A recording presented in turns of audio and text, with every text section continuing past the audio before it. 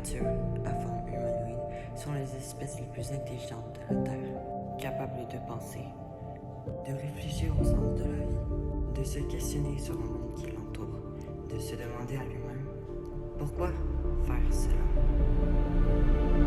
Pourquoi tuer cet animal pour son important rapport en protéines? Et pourquoi abattre des milliers d'arbres par heure pour notre survie, ou plus particulièrement pour notre confort?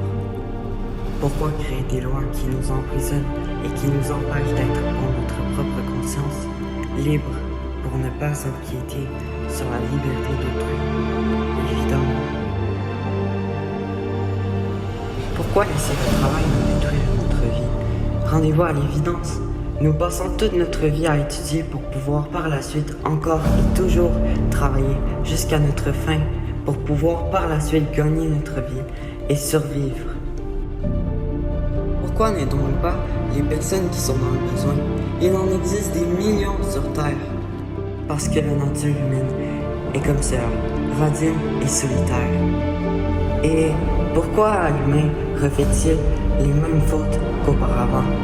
Car les créatures humanoïdes sont ainsi, elles sont stupides. Vous n'êtes pas d'accord avec moi, ce que je vois? Ce que je dis est absurde? Oui, peut-être. Ce ne sont que des hypothèses, vous dirais-je. Mais si je dis cela, je ne ferai que vous mentir. Alors expliquez-moi, malgré le fait que des millions de personnes sont mortes à cause de l'intolérance envers la différence, toutes ces tueries dues aux différences des autres au centre de la société ne font qu'empirer le gauche chez la société et rabaisse ceux qui ne sont pas dans les critères de les normes que les gens ont inventées.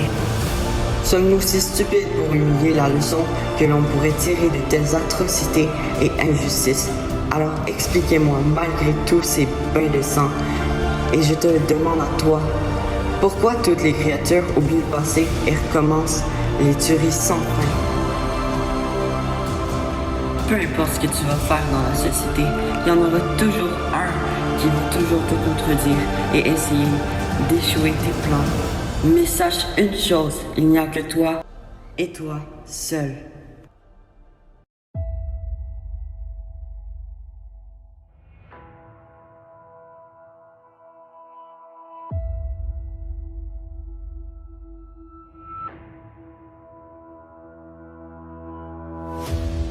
Depuis tout petit, ce monde a fasciné ma tendre enfance, du plus jeune âge. Et aujourd'hui, c'est devenu un obstacle que je cherche à franchir à tout prix. Quitte à y laisser tout ce que j'ai. On a longtemps cherché à détruire mes rêves et à critiquer tout ce que je pensais qui était merveilleux. Jour et nuit, les questions tournaient dans ma tête et j'essayais d'y trouver une réponse, mais ce n'est pas vraiment évident. Aujourd'hui, les critiques ne m'atteignent plus et je vais tout faire pour y arriver. Même si on va me dire que ce n'est qu'une absurde idée et que ce n'est pas faisable, j'essaierai. Aujourd'hui, j'ai des gens qui sont là pour moi et qui sont prêts à le faire jusqu'au bout pour m'aider à réaliser mon rêve.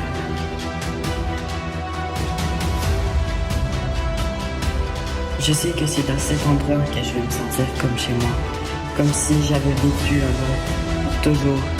Et c'est pour cette raison que je compte y aller.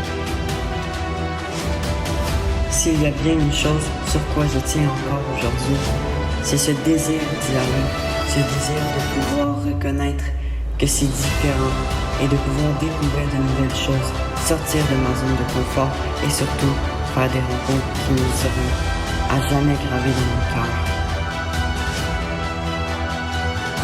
C'est le défi de toute une vie pour moi. 10 000 $ de budget, 15h25 de